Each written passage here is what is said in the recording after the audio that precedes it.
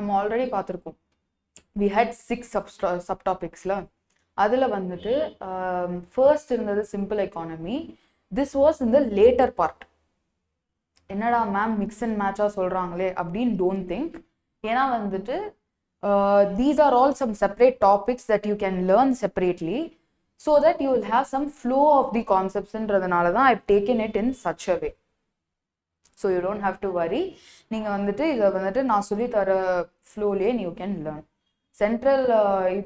Central problems of an economy, organization of economic activities, இது எல்லாமே வந்துட்டு கொஞ்சம் பெரிய சாப்டர், பெரிய units, so that you have to have some basic understanding of these subtopics to learn that. புரிஞ்சா? இப்போ getting into microeconomics and macroeconomics. இப்போ உங்களோட புக்கு பேர் என்ன? We saw it in the first part of this video. என்னது? Introductory microeconomics. So economics உடைய ஒரு பார்ட்டை தான் நம்ம இப்போ you're going to learn. That is your whole syllabus. இந்த macroeconomics ன்னு இருக்கிறத you will learn it later. See, microeconomics, two big branches of economics தான் micro and macro. After you learn what these two are, you will get an idea of why these are the two major branches of economics. அப்படின்றது you will get an idea. So microeconomics அப்படின்னா என்ன? Zoomed in. ஏன் zoomed in போட்டிருக்கேன்? ஏன்னா microeconomics is something where your focus is on individual people. ஒரு organisation, ஒரு market, ஒரே ஒரு மார்க்கெட், இந்த மாதிரி இண்டிவிஜுவலா நீ வந்துட்டு பார்ப்ப. மைக்ரோனால என்னது? குட்டி, ஸ்மால், மைக்ரோ குட்டியானது. ஓகேவா? அப்போ micro focuses on individual own decision making என்னன்றத பார்த்து அது பெரிய லெவல்ல வந்துட்டு இப்போ ஒருத்தருடைய டிசிஷன் மேக்கிங்கையும் பார்க்கும்போது it will have a huge இம்பாக்ட்ல. அதை தான் நம்ம மேக்ரோ எக்கனாமிக்ஸ்ல பார்ப்போம். இது வந்துட்டு micro economics is for individual லெவல்ல ஜூம்ட் இன்னா பார்ப்போம். பைனாகுலர்ஸ் வச்சு இப்படி பார்ப்போம். ஓகே, அது ரிலேட்டடா எப்படி படிக்கணும் அப்படின்றத பார்ப்போம். ஸோ மேஜரா you will have these keywords if it is a micro economics. Micro economics அப்படின்னு நீங்க ஏதாவது எழுத போறீங்கன்னா these terms should be there because either related ஆ தான் you will write whatever is microeconomics. See, prices individual ஆ இருந்தா தான் அது என்ன price? 10 ரூபாய், அந்த கடையில 10 ரூபாய் இல்லையே, அந்த கடையில 5 ரூபாய் தான், அப்படிலாம் சொல்லி இண்டிவிஜுவல் prices நீ பாப்ப. டிமாண்ட் சப்ளை இது உங்க சிலபஸ்லயே இருந்துச்சு, ஞாபகம் இருக்கா? இன்ட்ரடக்டரி மைக்ரோ எக்கனாமிக்ஸ் தான் உங்க புக்கு நேமே. அதுல நம்ம என்னெல்லாம் பார்த்தோம்? Introduction, demand, supply, price determination. இது மூணும் தானே நம்ம அதுல பார்த்தோமே. இங்க என்ன இருக்கு? Keywords, prices, demand, supply. இதுல தான் நம்ம என்ன பார்ப்போம்னா ஈக்விபிலியம் அப்படின்னு வந்துட்டு ஒரு கான்செப்ட், வெரி இன்ட்ரெஸ்டிங் கான்செப்ட். இதை நம்ம வந்துட்டு we will see as we are moving into demand. ஓகேவா? Utility, cost. யூட்டிலிட்டினா சாட்டிஸ்ஃபேக்ஷன். காஸ்ட் இண்டிவிஜுவலுக்கு தான் காஸ்ட் பார்ப்போம், மொத்த நேஷனுக்கும் பார்ப்போம். பட் ஆனால் இண்டிவிஜுவல் யூனிட்ஸை வச்சு தானே மொத்த நேஷனுக்கும் பார்ப்போம். So cost. அதுக்கப்புறம் என்னது? ப்ராஃபிட். அப்புறம் காம்படிஷன். இந்த keywords எல்லாம் you should keep in mind. Make a note of this or take a screenshot. If you want, I will. இதுக்கு ஒரு எக்ஸாம்பிள் பார்க்க போறோம்ப்பா. ஓலா, ஊபர் என்னவா இருக்கும் எக்ஸாம்பிள்? சரி, ஓலா, ஊபர் ப்ரைசிங் வார். ஓலால கம்மியா, ஊபர்ல கம்மியா? ரேப்பிடோவும் இப்போ இதில் வந்துட்டாங்க. ரேப்பிடோவும் இப்போ இதில் வந்துட்டாங்க. நம்ம என்ன பண்ணுவோம்? முதல்ல ஓலால பார்ப்போம். 100 ரூபாய் காட்டுறான்பா, சரி ஊபர்ல போய் செக் பண்ணலாம், 80 தான். ரேப்பிடோல 60 தான், அவ்வளோதான், ரேப்பிடோ புக் பண்ணு. ஸோ ப்ரைசிங் வார் வந்துட்டு ஓலா, ஊபர். இப்போ இதெல்லாம் நீ வந்துட்டு சின்ன லெவல்ல தானே பார்க்குற. உனக்கு வேணும், இண்டிவிஜுவல், யூ வாண்ட் இட் அப்படின்றத பார்க்கும்போது இந்த மாதிரி micro studies will show the dynamic pricing affects customer choices. நீ என்ன பண்ற? ஓலால கம்மியா இல்லை, அடுத்தது ஊபர் போற, ஊபர்ல விட ரேப்பிடோல கம்மியா இருக்குன்னு நீ வந்துட்டு இது பண்ணி ரேப்பிடோ தானே சூஸ் பண்ற. இப்போ என்ன ஆகும்?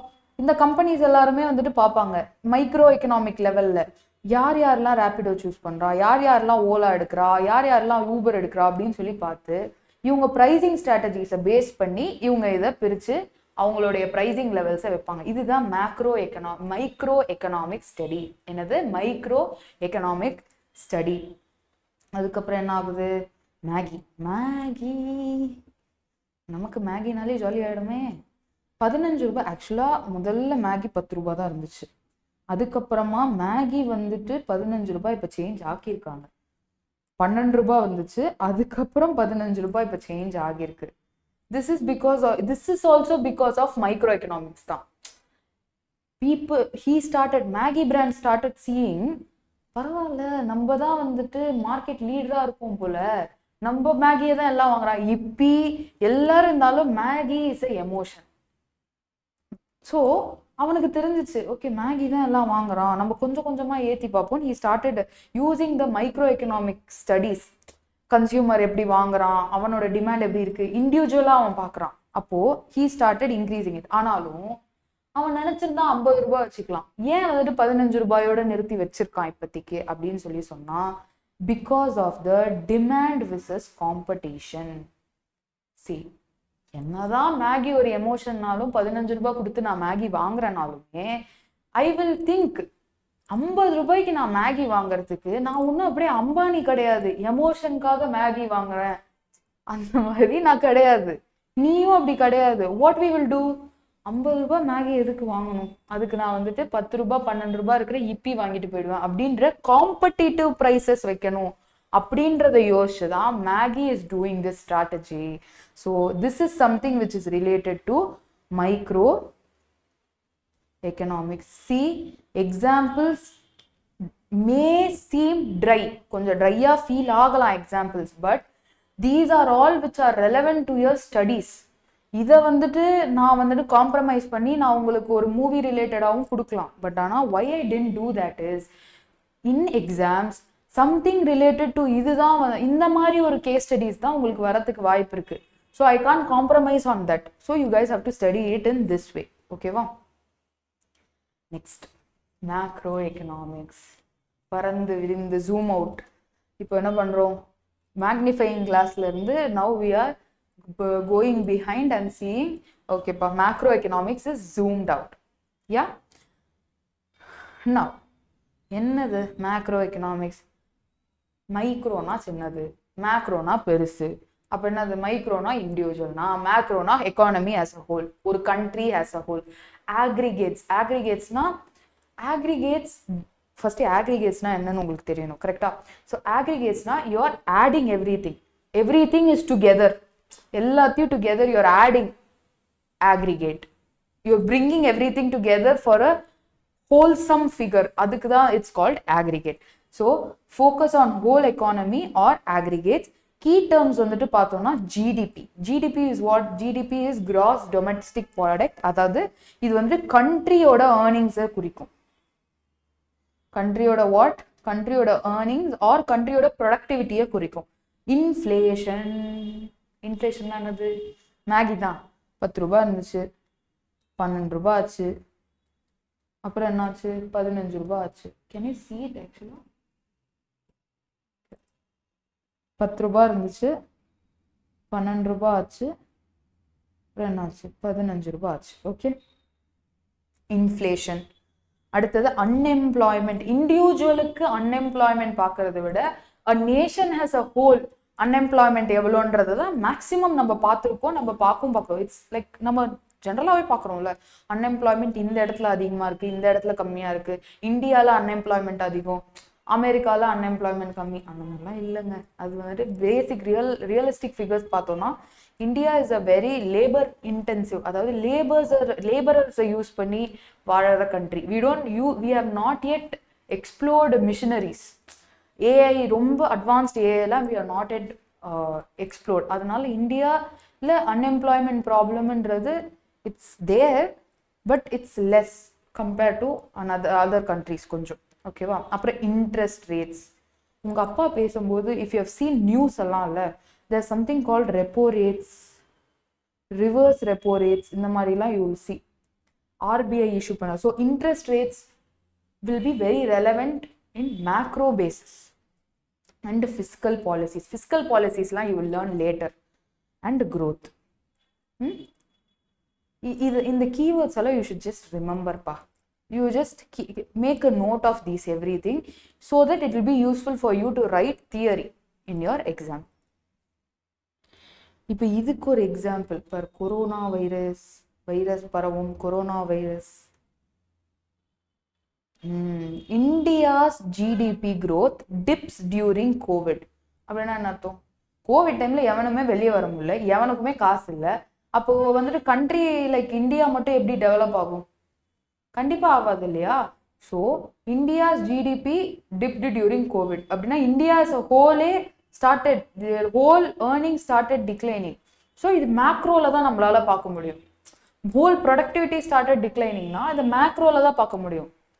மைக்ரோல ஒரு யூனிட்டா போயிட்டு நீங்க பண்ணீங்களா அப்படின்னு கேட்க முடியாதுல்ல, அந்த மாதிரி. Next budget 2024 allocation to infra macro choice to boost national output. இப்போ ஃபார் எக்ஸாம்பிள் இதோட பெஸ்ட் எக்ஸாம்பிள் வந்துட்டு மெட்ரோ ரயில் ரயில்னு நம்பிடுங்க, மெட்ரோ ரயில் ஓகேவா. ஸோ இன்ஃப்ரா இது வந்துட்டு பட்ஜெட் 2024 அலோகேஷன்ல various places in India throughout இந்தியாவில் they made budgets for infra especially metro ப்ராஜெக்ட்ஸ்க்கு.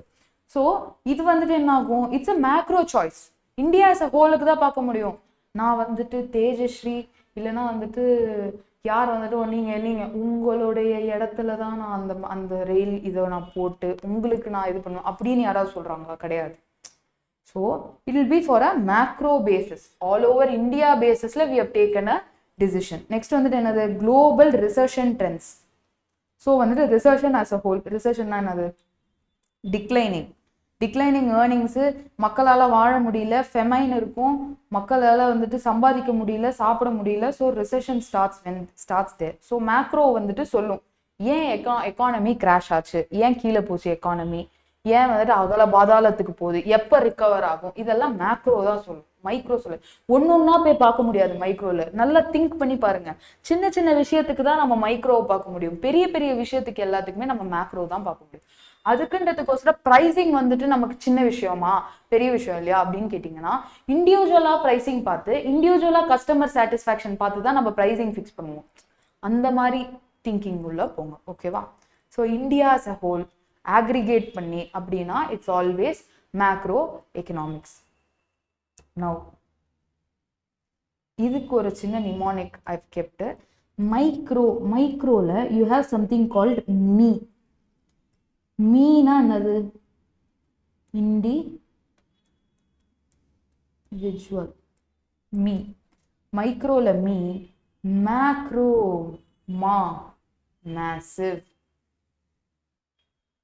மேசிவ்னா whole, country as a whole, aggregate இந்த மாதிரி, ஓகேவா. So மைக்ரோனா me, மேக்ரோனா massive. Micro me, macro massive. Micro me, macro massive. Micro me, macro massive. So மைக்ரோல me, firm, product, pier, seller இந்த மாதிரி பார்ப்போம்.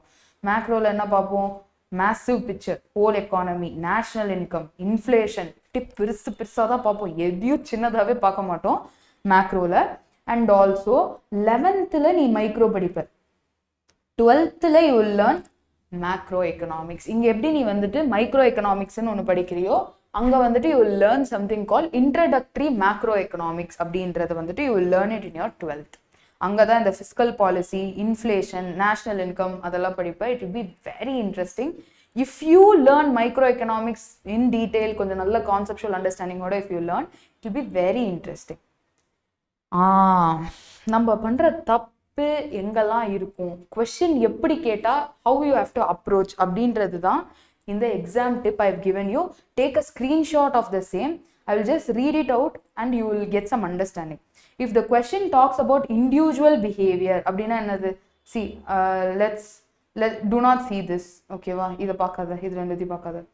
Individual behavior அப்படின்னா, pricing அப்படின்னா, one market அப்படின்னா என்னது?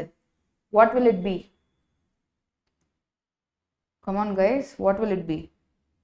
It will be micro. Very good. And if it talks about GDP, inflation, jobs, economy wide policies, then it will be what? It will be macro. One moment.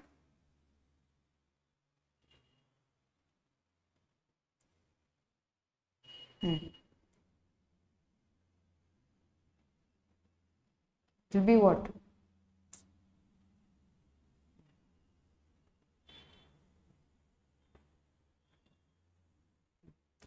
It will be what? Micro and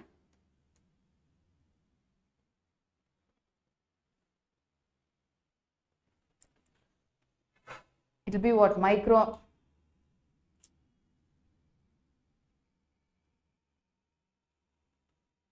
It will be what? Micro and macro. Okay, micro and macro. Individual na micro, inflation, economy wide அப்படினா macro. Okay, take a screenshot. Now moving on. One of your important questions pa. இது உங்க ரீடர்ல வந்துட்டு இவ்ளோ டீடைல்டா இல்ல, but இவ்ளோ டீடைல்டா he will ask. He will ask you this detailed, right? Now, what இதுல வந்துட்டு how many things you have? 1, 2, 3, 4 and 5. So meaning you have a no meaning. Microeconomics na enadhu? It is a part of economic theory which studies the behavior of individual units of an economy. See, இது வந்துட்டு நீ உள்ள எழுதலாம், ஆனா இதுல keyword இருக்கணும், individual unit of an economy அப்படின்னு சொல்லிட்டு. அப்புறம் இங்க என்ன இருக்கணும்? It is a part of economic theory which studies the behavior of aggregates of economy as a whole. இது சின்னது, இது பெருசு, அததான் இங்க சொல்லியிருக்காங்க மீனிங்.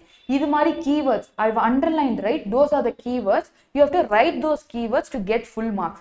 மீதி இருக்கிறதெல்லாம் கூட நீ வந்துட்டு you can understand something and learn, write it. So வந்துட்டு economic theory வந்துட்டு எதை ஸ்டடி பண்ணது? இது எக்கனாமிக் தியரியில ஆக்ரிகேட்ஸை ஸ்டடி பண்ணா அது மேக்ரோ, எக்கனாமிக் தியரியில இண்டிவிஜுவல்ஸை ஸ்டடி பண்ணா அது மைக்ரோ. நெக்ஸ்ட் என்னது? டூல்ஸ் நம்ம பார்த்தோம். டிமாண்ட் சப்ளை இதுக்கு ஒரு டூல். இது ஆக்ரிகேட்டட் டிமாண்ட், ஆக்ரிகேட்டட் சப்ளை. இது எழுத முடியாதா? டிமாண்ட் சப்ளை ஆக்ரிகேட்டட்னா என்ன சொன்ன? டுகெதர் எவ்ரி திங், ஹோலா கண்டுபிடிக்கிறதுக்கு. So aggregated demand and aggregated supply. Next என்னது? Basic objective. It is to determine price of a commodity or factor of production. Price கண்டுபிடிக்கணும், அதுன்றது இது determine income and employment. Easy. Determine price, determine income and employment. Next, degree of aggregation. This is limited degree, இது highest degree. இந்த examples எல்லாம் for your understanding now. But ஆனால் வந்துட்டு இதுதான் தேவை. limited degree or highest degree of இது வந்து highest. macro is highest degree of aggregation, micro is limited degree of aggregation. Next என்னது? basic assumption. See, நீ ஒன்னொன்னுத்தையும் சின்னதுல இருந்து பார்க்கணும்னா எக்கானமி as a whole நீ என்னவா வச்சுக்கணும்? கான்ஸ்டன்டா வச்சுக்கணும், ஒரே இதுவா வச்சுக்கணும். அதே மாதிரி economy as a whole differ ஆகிறத நீ பார்க்க போறனா சின்ன யூனிட்ஸோட நீ கான்ஸ்டன்டா வச்சுக்கணும். அதை தான் சொல்றாங்க. என்ன சொல்றாங்க? அசியூம்ஸ். மைக்ரோல be careful, whatever I'm saying, be carefully note பண்ணுங்க. மைக்ரோல assumes all micro variables are constant. எல்லா மைக்ரோ வேரியபிள்ஸும், எல்லா மேக்ரோ வேரியபிள்ஸும் மைக்ரோல கான்ஸ்டன்ட். அதே மாதிரி எல்லா மைக்ரோ வேரியபிள்ஸும் மேக்ரோல கான்ஸ்டன்ட். என்னது? மேக்ரோல கான்ஸ்டன்ட். எல்லா மேக்ரோ வேரியபிள்ஸும் மைக்ரோல கான்ஸ்டன்ட், எல்லா மைக்ரோ வேரியபிள்ஸும் மேக்ரோல கான்ஸ்டன்ட்.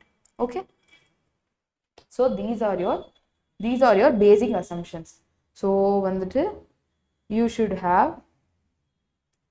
write these. இந்த 5 பாயிண்ட் எழுதுனா இட்ஸ் வெரி இம்பார்ட்டன்ட். கண்டிப்பா கேட்பான், இது மாதிரி டிஸ்டிங்விஷன் கேட்டுருவான். ஆனா உங்க புக்ல பார்த்தா ஒரு பேராகிராஃப் தான் இருக்கு, அதுல என்ன டிஸ்டிங்விஷன் எழுதுவீங்க? So you have to study this. So I've given you whatever is relevant தான், so don't worry. I will erase this everything. One moment.